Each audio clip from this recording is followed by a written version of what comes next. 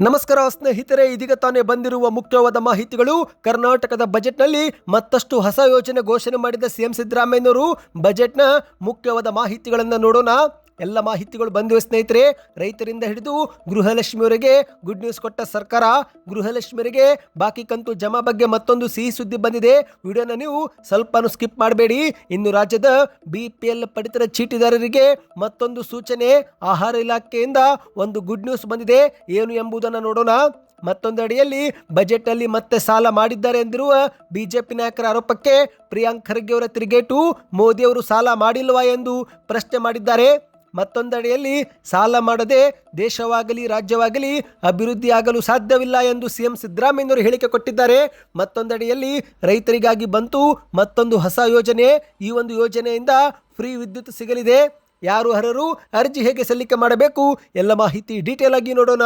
ಅದಕ್ಕಿಂತ ಮೊದಲು ನೀವು ನಮ್ಮ ಚಾನಲ್ಗೆ ಮೊದಲು ಬಾರಿ ಭೇಟಿ ಕೊಡುತ್ತಿದ್ರೆ ದಯವಿಟ್ಟು ಸಬ್ಸ್ಕ್ರೈಬ್ ಆಗಿ ಪಕ್ಕದಲ್ಲಿ ಕಾಣಿಸೋ ಗಂಟೆ ಕೂಡ ಒತ್ತಿ. ಇದರಿಂದ ರಾಜ್ಯದ ಮುಖ್ಯವಾದ ಮಾಹಿತಿಗಳು ನಿಮಗೆ ಸಿಗುತ್ತವೆ. ವಿಡಿಯೋಗೆ ಲೈಕ್ ಮಾಡಿ ಮತ್ತು ವಿಡಿಯೋ ಪೂರ್ತಿಯಾಗಿ ನೋಡಿ.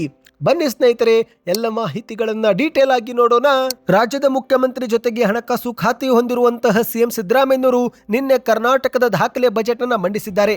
ಬಜೆಟ್ನಲ್ಲಿ ಹಲವಾರು ಯೋಜನೆಗಳನ್ನು ಘೋಷಣೆ ಮಾಡಿದ್ದು ಈಗಾಗಲೇ ನಾವು ಒಂದು ವಿಡಿಯೋ ಮಾಡಿಕೊಂಡು ಬಂದಿದ್ದೇವೆ ಸ್ನೇಹಿತರೆ. ಈಗ ಇದು ಎರಡನೇ ವಿಡಿಯೋ ಆಗಿದೆ. ಹೌದು, ನೀವು ಮೊದಲನೇ ವಿಡಿಯೋ ನೋಡಿಲ್ಲವೆಂದ್ರೆ ಹೋಗಿ ನೋಡಿ ಸ್ನೇಹಿತರೆ. ಈಗ ಉಳಿದಂತ ಕೆಲ ಯೋಜನೆಗಳ ಬಗ್ಗೆ ಈ ಒಂದು ವಿಡಿಯೋದಲ್ಲಿ ಮಾಹಿತಿ ನೋಡೋಣ. ಹೌದು, ನಿನ್ನೆ ಬಹು ನಿರೀಕ್ಷಿತ ಕರ್ನಾಟಕದ ದಾಖಲೆ ಬಜೆಟ್ ಅನ್ನು ಮುಖ್ಯಮಂತ್ರಿಯವರು ವಿಧಾನಸಭೆಯಲ್ಲಿ ಮಂಡಿಸಿದ್ದಾರೆ. ಈ ಬಾರಿ ಬಜೆಟ್ನ ಗಾತ್ರ 4,48,000 ಕೋಟಿದಾಗಿತ್ತು ಎಂದು ಹೇಳಲಾಗ್ತಾ ಇದೆ. ಹೌದು, ನಿನ್ನೆ ಬಜೆಟ್ ಮಂಡಿಸಿದಂತ ಸಿಎಂ ಸಿದ್ದರಾಮಯ್ಯನವರು ಪ್ರಾರಂಭದಲ್ಲಿನೇ ಸರ್ವರ ಸಬಲೀಕರಣ, ಅವಕಾಶಗಳ ಅನಾವರಣ, ನವ ಕರ್ನಾಟಕದ ನಿರ್ಮಾಣ ಎಂಬ ಘೋಷವಾಕ್ಯದೊಂದಿಗೆ ಬಜೆಟ್ ಅನ್ನು ಮಂಡಿಸಿದ್ದಾರೆ. ಈ ಬಾರಿ ಬಜೆಟ್ನಲ್ಲಿ ವಸತಿ ಕಲ್ಯಾಣ ಇಲಾಖೆಯಿಂದ ಹಿಡಿದು ಕಾರ್ಮಿಕ ಕಲ್ಯಾಣ ಇಲಾಖೆಯವರೆಗೆ ಜಲಸಂಪನ್ಮೂಲ, ಮೀನುಗಾರಿಕೆ ಮತ್ತು ಮಹಿಳಾ ಮತ್ತು ಮಕ್ಕಳ ಅಭಿವೃದ್ಧಿ ಇಲಾಖೆ ಸೇರಿದಂತೆ ಎಲ್ಲಾ ವಲಯಗಳಿಗೂ ಕೂಡ ಬಂಪರ್ ಗುಡ್ ನ್ಯೂಸ್ ಅನ್ನ ಕೊಟ್ಟಿದ್ದಾರೆ. ಇನ್ನು ನಿನ್ನೆ ಬಜೆಟ್ನಲ್ಲಿ ಇನ್ನೂ ಹಲವು ಯೋಜನೆಗಳನ್ನು ಘೋಷಣೆ ಮಾಡಲಾಗಿದ್ದು ಆ ಬಗ್ಗೆ ಮಾಹಿತಿ ಇದೀಗ ಡೀಟೇಲ್ ಆಗಿ ನೋಡೋಣ. ಅದಕ್ಕಿಂತ ಮೊದಲು ಸ್ನೇಹಿತರೆ, ವಿಡಿಯೋಗೆ ನೀವು ಲೈಕ್ ಮಾಡಿಲ್ಲವೆಂದ್ರೆ ಲೈಕ್ ಕೂಡ ಮಾಡಿ. ಮುಖ್ಯಮಂತ್ರಿ ಸಿದ್ದರಾಮಯ್ಯನವರು ಈ ಒಂದು ವರ್ಷದಲ್ಲಿ 3 ಲಕ್ಷ ಮನೆ ನಿರ್ಮಾಣ ಮಾಡುವ ಗುರಿಯನ್ನು ಹಾಕಿಕೊಂಡಿದ್ದಾರೆ. ಹೌದು, ಹಿಂದಿನ ಸರ್ಕಾರದ ಅನುದಾನವಿಲ್ಲದೆ ಮಂಜೂರು ಮಾಡಲಾಗಿದ್ದಂತ 4,90,000 ಮನೆಗಳನ್ನು ಈ ಒಂದು ವರ್ಷ ಪೂರ್ಣಗೊಳಿಸಲು ಮುಖ್ಯಮಂತ್ರಿಯವರು ಕ್ರಮ ತೆಗೆದುಕೊಳ್ಳುವುದಾಗಿ ಬಜೆಟ್ನಲ್ಲಿ ಹೇಳಿದ್ದಾರೆ. ಅಂದ್ರೆ 3 ಲಕ್ಷ ಮನೆ ಪೂರ್ಣಗೊಳಿಸಿ ಬಡವರಿಗೆ, ಮನೆಯಿಲ್ಲದವರಿಗೆ ಹಂಚಿಕೆ ಮಾಡುವ ಗುರಿಯನ್ನು ಸರ್ಕಾರ ಹಾಕಿಕೊಂಡಿದೆ ಸ್ನೇಹಿತರೆ. ನೀವು ಕೂಡ ಏನಾದರೂ ಬಾಡಿಗೆ ಮನೆಯೊಳಗೆ ಇದ್ರೆ ಕಮೆಂಟ್ನಲ್ಲಿ ತಿಂಗಳಿಗೆ ಎಷ್ಟು ಬಾಡಿಗೆ ಕಟ್ಟುತ್ತೀರಾ ಕಮೆಂಟ್ ಮಾಡಿ. ಇನ್ನು ರೈತರಿಗೂ ಕೂಡ ಗುಡ್ ನ್ಯೂಸ್ ಕೊಡಲಾಗಿದೆ.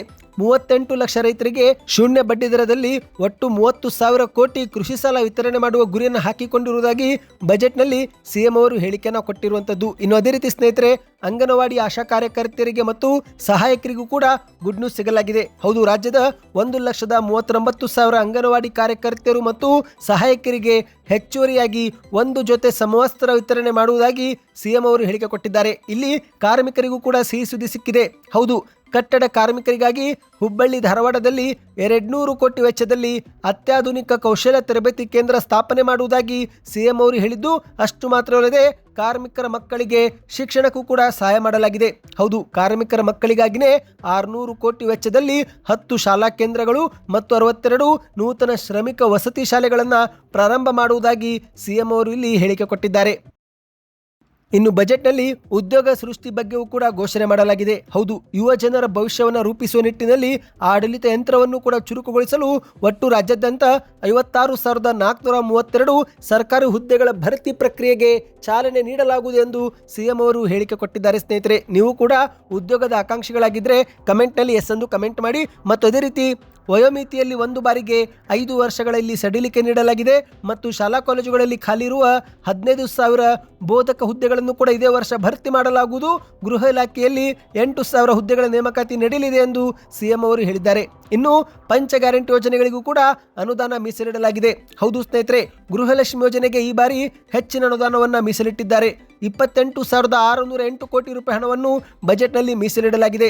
ಹೌದು, ಮಹಿಳಾ ಸಬಲೀಕರಣದ ಹಿತದೃಷ್ಟಿಯಿಂದ ಗ್ಯಾರಂಟಿ ಯೋಜನೆಗಳನ್ನು ಯಶಸ್ವಿಯಾಗಿ ಮುಂದುವರಿಸಲು ಈ ಒಂದು ಅನುದಾನ ಮೀಸಲಿಡಲಾಗುತ್ತಿದೆ ಎಂದು ಸಿಎಂ ಅವರು ಹೇಳಿಕೆ ಕೊಟ್ಟಿದ್ದು, ಇತ್ತ ಮಹಿಳಾ ಬಸ್ ಪ್ರಯಾಣಿಕರಿಗಾಗಿ ಶಕ್ತಿ ಯೋಜನೆಗೆ 5,300 ಕೋಟಿ ರೂಪಾಯಿ ಕೂಡ ಒದಗಿಸಲಾಗಿದೆ ಎಂದು ಸಿಎಂ ಅವರು ಹೇಳಿದ್ದಾರೆ. ಇನ್ನು ಇದೇ ನಡುವೆ ಶಿಕ್ಷಣ ವ್ಯವಸ್ಥೆಗೂ ಕೂಡ ಈ ಬಾರಿ ಒತ್ತು ಕೊಡಲಾಗಿದೆ. ಹೌದು, ವಿದ್ಯಾರ್ಥಿಗಳ ಶೈಕ್ಷಣಿಕ ಪ್ರಗತಿಗೆ ಒತ್ತು ನೀಡಲಾಗಿದ್ದು ರಾಜ್ಯದ 800 ಸರ್ಕಾರಿ ಶಾಲೆಗಳನ್ನು ಕರ್ನಾಟಕ ಪಬ್ಲಿಕ್ ಶಾಲೆಗಳನ್ನಾಗಿ 3,900 ಕೋಟಿ ವೆಚ್ಚದಲ್ಲಿ ಉನ್ನತೀಕರಿಸಲಾಗುವುದು ಎಂದು ಹೇಳಿದ್ದಾರೆ ಸ್ನೇಹಿತರೆ. ಇನ್ನು ಅದೇ ರೀತಿ 1ರಿಂದ 10ನೇ ತರಗತಿಯವರೆಗೆ ಉಚಿತ ಮೌಲ್ಯ ಶಿಕ್ಷಣ, ಇದರ ಜೊತೆಗೆ PUC ವಿದ್ಯಾರ್ಥಿಗಳಿಗೂ ಕೂಡ ಉಚಿತ ಪಠ್ಯಪುಸ್ತಕ ವಿತರಣೆ ಮಾಡುವುದಾಗಿ ಸಿಎಂ ಅವರು ಹೇಳಿದ್ದಾರೆ. ಉನ್ನತ ಶಿಕ್ಷಣದಲ್ಲಿ ಓದುತ್ತಿರುವ 37,000 ವಿದ್ಯಾರ್ಥಿನಿಯರಿಗೆ ವರ್ಷಕ್ಕೆ 30,000 ರೂಪಾಯಿಗಳ ಹಣ ನೀಡುವಂತಹ ದೀಪಿಕಾ ವಿದ್ಯಾರ್ಥಿ ವೇತನ ಮುಂದುವರಿಕೆ ಮಾಡುವುದಾಗಿ ಸಿಎಂ ಅವರು ಹೇಳಿದ್ದಾರೆ ಸ್ನೇಹಿತರೆ.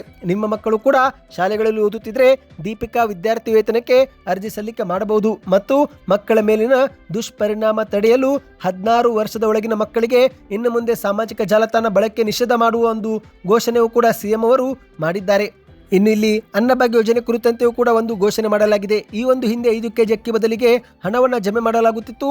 ಆದರೆ ಇನ್ನು ಮುಂದೆ 5 ಕೆಜಿ ಅಕ್ಕಿಯ ಬದಲಾಗಿ ತೊಗರಿಬೇಳೆ, ಸಕ್ಕರೆ, ಉಪ್ಪು ಮತ್ತು ಅಡುಗೆ ಎಣ್ಣೆ ಒಳಗೊಂಡ ಇಂದಿರಾ ಆಹಾರ ಕಿಟ್ ವಿತರಿಸಲು ಸರ್ಕಾರ ನಿರ್ಧಾರ ಮಾಡಿದೆ. ಇದಕ್ಕಾಗಿಯೇ 6,200 ಕೋಟಿ ರೂಪಾಯಿ ಹಣವನ್ನು ಮುಖ್ಯಮಂತ್ರಿಯವರು ಘೋಷಣೆ ಮಾಡಿದ್ದಾರೆ. ಬನ್ನಿ ಸ್ನೇಹಿತರೆ, ಈಗ ಮತ್ತೊಂದು ಮಾಹಿತಿಗೆ ಹೋಗೋಣ. ನಿಮ್ಮ ಹತ್ತಿರವೂ ಕೂಡ BPL ಪಡಿತರ ಚೀಟಿ ಇದ್ರೆ ಕಮೆಂಟ್ನಲ್ಲಿ ಎಸ್ ಎಂದು ಕಮೆಂಟ್ ಮಾಡಿ. ಇದೀಗ ರಾಜ್ಯದ BPL ಪಡಿತರ ಚೀಟಿದಾರರಿಗೆ ಮತ್ತೊಂದು ಸುವರ್ಣ ಅವಕಾಶ ಒದಗಿ ಬಂದಿದೆ. ಹೌದು, ಕರ್ನಾಟಕದಲ್ಲಿ ಸದ್ಯಕ್ಕೆ ನಕಲಿ ದಾಖಲೆ ಸೃಷ್ಟಿಸಿ ಅಥವಾ ಸುಳ್ಳು ಮಾಹಿತಿ ಕೊಟ್ಟು BPL ಕರಡು ಪಡೆದುಕೊಂಡವರನ್ನ ಪತ್ತೆ ಮಾಡಿ ಅವರ ಕರಡು ರದ್ದು ಮಾಡಲಾಗುತ್ತಿದ್ದು, ಇದೇ ಮಧ್ಯೆ ಪಡಿತರ ಚೀಟಿ ತಿದ್ದುಪಡಿಗೆ ಮತ್ತೊಮ್ಮೆ ಅವಕಾಶ ಕಲ್ಪಿಸಿಕೊಡಲಾಗಿದೆ. ಹೌದು, ಏನೆಲ್ಲ ತಿದ್ದುಪಡಿ ಮಾಡಿಸಬಹುದು, ಯಾವ ದಾಖಲೆಗಳು ಬೇಕಾಗುತ್ತೆ ಎಂಬ ಮಾಹಿತಿ ಸಂಪೂರ್ಣವಾಗಿ ನೋಡೋಣ. ಅದಕ್ಕಿಂತ ಮೊದಲು ಇದುವರೆಗೆ ನೀವು ಚಾನಲ್ಗೆ ಸಬ್ಸ್ಕ್ರೈಬ್ ಆಗಿಲ್ಲವೆಂದರೆ ದಯವಿಟ್ಟು ಸಬ್ಸ್ಕ್ರೈಬ್ ಕೂಡ ಮಾಡ್ಕೊಳ್ಳಿ. ಹೌದು ಸ್ನೇಹಿತರೆ, ಪಡಿತರ ಚೀಟಿ ತಿದ್ದುಪಡಿ ಮಾಡಿಸಲು ಕಾಯುತ್ತಿರುವ ರಾಜ್ಯದ ಜನತೆಗೆ ಆಹಾರ ಮತ್ತು ನಾಗರಿಕ ಸರಬರಾಜು ಇಲಾಖೆ ಮತ್ತೊಮ್ಮೆ ಗುಡ್ ನ್ಯೂಸ್ ಕೊಟ್ಟಿದೆ. ಮಾರ್ಚ್ 31ರವರೆಗೆ ತಿದ್ದುಪಡಿಗೆ ಅವಕಾಶ ಕಲ್ಪಿಸಿಕೊಡಲಾಗಿದೆ. ಹೌದು, ಹೊಸ ಸದಸ್ಯರ ಹೆಸರು ಸೇರ್ಪಡೆ, ವಿಳಾಸ ಬದಲಾವಣೆ, ಮೊಬೈಲ್ ಸಂಖ್ಯೆ ಬದಲಾವಣೆ ಅಥವಾ ಜೋಡಣೆ, ಹೆಸರು ತೆಗೆದು ಹಾಕುವುದು, ಕುಟುಂಬದ ಮುಖ್ಯಸ್ಥರ ಬದಲಾವಣೆ ಸೇರಿದಂತೆ ಫೋಟೋ ಬದಲಾವಣೆಗೂ ಕೂಡ ಅವಕಾಶ ಕಲ್ಪಿಸಿಕೊಡಲಾಗಿದೆ. ಒಂದೊಮ್ಮೆ ಹೊಸದಾಗಿ ಮದುವೆಯಾಗಿದ್ದರೆ ಪತ್ನಿ ಹೆಸರು ಸೇರ್ಪಡೆಯೂ ಕೂಡ ಮಾಡಿಕೊಳ್ಳಬಹುದು. ಇನ್ನು ಪತ್ನಿ ಹೆಸರು ಸೇರ್ಪಡೆಗೆ ಆಧಾರ್ ಕಾರ್ಡು, ಮದುವೆಯ ಪ್ರಮಾಣ ಪತ್ರ, ಪೋಷಕರ ಪಡಿತರ ಚೀಟಿ ಈ ದಾಖಲೆಗಳನ್ನು ಸಲ್ಲಿಕೆ ಮಾಡಬೇಕು. ಒಂದೊಮ್ಮೆ ಮಗುವಿನ ಹೆಸರು ಸೇರ್ಪಡೆ ಮಾಡಬೇಕಂದ್ರೆ ಆ ಸಮಯದಲ್ಲಿ ಮಗುವಿನ ಜನನ ಪ್ರಮಾಣ ಪತ್ರ ಮತ್ತು ಪೋಷಕರ ಆಧಾರ್ ಕಾರ್ಡ್ ಮೂಲಕ ಮಗುವಿನ ಹೆಸರನ್ನು ಕೂಡ ಸೇರ್ಪಡೆ ಮಾಡಬಹುದು. ಇನ್ನು ತಿದ್ದುಪಡಿಗೆ ಅರ್ಜಿಯಲ್ಲಿ ಸಲ್ಲಿಕೆ ಮಾಡಬೇಕು. ಈ ಪ್ರಶ್ನೆಗೆ ಉತ್ತರ ನೀವು ಹತ್ತಿರದ ಬೆಂಗಳೂರು 1, ಗ್ರಾಮ್ 1, ಕರ್ನಾಟಕ 1 ಸೇರಿದಂತೆ ಇತರೆ ಸೈಬರ್ ಸೆಂಟರ್ಗೆ ಹೋಗಿ ಅರ್ಜಿ ಸಲ್ಲಿಕೆ ಮಾಡಬಹುದು. ಸ್ನೇಹಿತರೆ, ಈ ಬಗ್ಗೆ ಇನ್ನಷ್ಟು ಮಾಹಿತಿ ಬೇಕಂದ್ರೆ ಕಮೆಂಟ್ನಲ್ಲಿ BPL ಕಾರ್ಡ್ ಎಂದು ಕಮೆಂಟ್ ಮಾಡಿ. ಅಂದಹಾಗೆ ಸ್ನೇಹಿತರೆ, ಸಾಕಷ್ಟು BPL ಕಾರ್ಡು ರದ್ದು ಮಾಡಲಾಗ್ತಾ ಇದೆ. ನೀವೇನಾದರೂ ಇದುವರೆಗೆ KYC ಪೂರ್ತಿ ಮಾಡಿಲ್ಲವೆಂದರೆ ನಿಮ್ಮದು ಕೂಡ BPL ಕಾರ್ಡು ರದ್ದಾಗುವ ಸಾಧ್ಯತೆ ಇದೆ. ಹಾಗಾಗಿ ಕುಟುಂಬದ ಎಲ್ಲ ಸದಸ್ಯರು ಒಂದು ಬಾರಿ ಈ KYC ಪ್ರಕ್ರಿಯೆ ಪೂರ್ತಿಗೊಳಿಸಿ. ಬನ್ನಿ ಈಗ ಮತ್ತೊಂದು ಮಾಹಿತಿಗೆ ಹೋಗೋಣ. ಇತ್ತೀಚೆಗೆ ನಡೆದಂತ ಬಜೆಟ್ ಅಲ್ಲಿ ಮುಖ್ಯಮಂತ್ರಿಯವರು ಮತ್ತಷ್ಟು ಸಾಲ ಮಾಡಿದ್ದಾರೆ.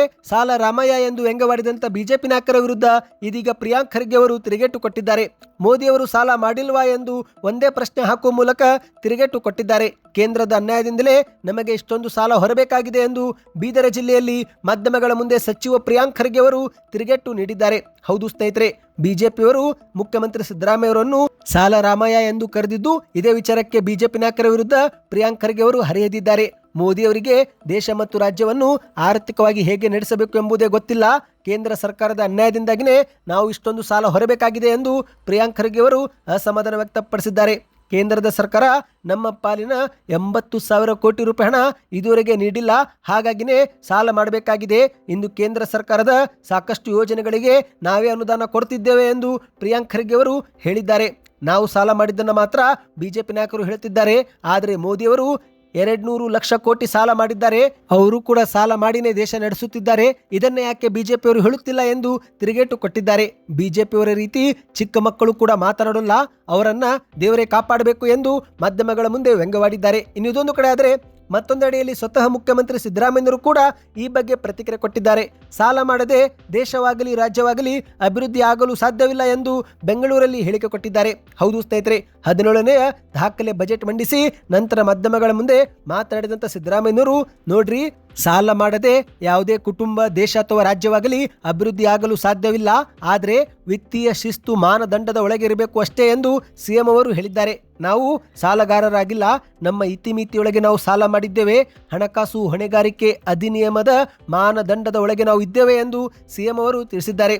ಕೇಂದ್ರ ಸರ್ಕಾರ ಮಾಡಿರುವ ಸಾಲ 218 ಲಕ್ಷ ಕೋಟಿಗೂ ದಾಟಿದೆ. ಈ ಒಂದು ವರ್ಷ ಅವರು ಮತ್ತೊಮ್ಮೆ 17.20 ಲಕ್ಷ ಕೋಟಿ ಸಾಲ ಮಾಡಿದ್ದಾರೆ. ಈ ಬಗ್ಗೆ ಬಿಜೆಪಿಯವರು ಯಾಕೆ ಹೇಳುತ್ತಿಲ್ಲ ಎಂದು ಮುಖ್ಯಮಂತ್ರಿಯವರು ತಿರುಗೇಟು ಕೊಟ್ಟಿದ್ದಾರೆ.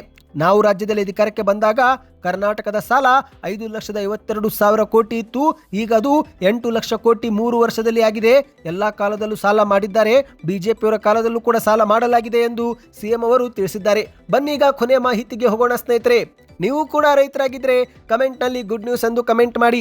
ಹೌದು, ಬಜೆಟ್ನಲ್ಲಿ ರೈತರಿಗಾಗಿ ಮತ್ತೊಂದು ಹೊಸ ಯೋಜನೆ ಘೋಷಣೆ ಮಾಡಲಾಗಿದೆ. 2026-27ನೇ ಸಾಲಿನ ಬಜೆಟ್ನಲ್ಲಿ ಇಂಧನ ಇಲಾಖೆಗೆ ಭರ್ಪೂರ ಅನುದಾನ ಕೊಡಲಾಗಿದ್ದು, ಇದೇ ಮಧ್ಯೆ ಮುಖ್ಯಮಂತ್ರಿ ಸಿದ್ದರಾಮಯ್ಯನವರು ಹೊಸದಾಗಿ ಮುಖ್ಯಮಂತ್ರಿ ಸೌರ ಕೃಷಿ ಯೋಜನೆಯೂ ಕೂಡ ಘೋಷಣೆ ಮಾಡಿದ್ದಾರೆ. ಹೌದು, ಕೃಷಿ ಪಂಪ್ ಸೆಟ್ಗಳು ಹಾಗೂ ಗೃಹ ಬಳಕೆಯ ಉಚಿತ ವಿದ್ಯುತ್ ಯೋಜನೆಗಳಿಗಾಗಿ ಒಟ್ಟಾರೆ 30,000 ಕೋಟಿ ರೂಪಾಯಿ ಹಣವನ್ನು ಮೀಸಲಿಡಲಾಗಿದ್ದು, ಇದೇ ಮಧ್ಯೆ ರೈತರಿಗಾಗಿ ಮುಖ್ಯಮಂತ್ರಿ ಸೌರ ಕೃಷಿ ಯೋಜನೆಯೂ ಕೂಡ ಜಾರಿಗೆ ಮಾಡಲಾಗಿದೆ. ಹೌದು, ಕುಸುಮ್ ಸಿ ಮಾದರಿಯಲ್ಲಿ ಈ ಒಂದು ಹೊಸ ಯೋಜನೆ ಜಾರಿಗೆ ಬರಲಿದೆ ಸ್ನೇಹಿತರೆ. 10,500 ಕೋಟಿ ವೆಚ್ಚದಲ್ಲಿ ಕೆಪಿಟಿಸಿಎಲ್ ಉಪಕೇಂದ್ರಗಳಲ್ಲಿ 3,000 ಮೆಗಾವ್ಯಾಟ್ ಸಾಮರ್ಥ್ಯದ ಸೌರ ವಿದ್ಯುತ್ ಸ್ಥಾವರಗಳನ್ನು ಸ್ಥಾಪಿಸಿ ರೈತರ ಕೃಷಿ ಪಂಪ್ ಸೆಟ್ಗಳಿಗೆ ಉಚಿತ ವಿದ್ಯುತ್ ಕೊಡುತ್ತೇವೆ ಎಂದು ಸಿಎಂ ಅವರು ಹೇಳಿದ್ದಾರೆ. ಹೌದು, ಮಾಹಿತಿಯ ಪ್ರಕಾರ ರಾಜ್ಯದ 21 ಲಕ್ಷ ರೈತರಿಗೆ ಸೇರಿದ 36 ಲಕ್ಷಕ್ಕೂ ಹೆಚ್ಚು ಕೃಷಿ ಪಂಪ್ ಸೆಟ್ಗಳಿಗೆ ಈ ಒಂದು ಉಚಿತ ವಿದ್ಯುತ್ ನೀಡಲು ಇಷ್ಟು ಹಣ ಮೀಸಲಿಡಲಾಗಿದೆ ಎಂದು ಸಿಎಂ ಅವರು ಹೇಳಿದ್ದಾರೆ. ಸ್ನೇಹಿತರೆ, ನೀವು ಕೂಡ ರೈತರಾಗಿದ್ದರೆ ಕಮೆಂಟ್ನಲ್ಲಿ ಮುಖ್ಯಮಂತ್ರಿ ಸೌರ ಕೃಷಿ ಯೋಜನೆ ಎಂದು ಕಮೆಂಟ್ ಮಾಡಿ. ಈ ಬಗ್ಗೆ ಇನ್ನಷ್ಟು ಮಾಹಿತಿ ತಂದು ಕೊಡುತ್ತೇವೆ. ವಿಡಿಯೋ ಇಷ್ಟವಾಗಿದ್ದರೆ ಚಾನಲ್ಗೆ ದಯವಿಟ್ಟು ಸಬ್ಸ್ಕ್ರೈಬ್ ಮಾಡಿಕೊಳ್ಳಿ.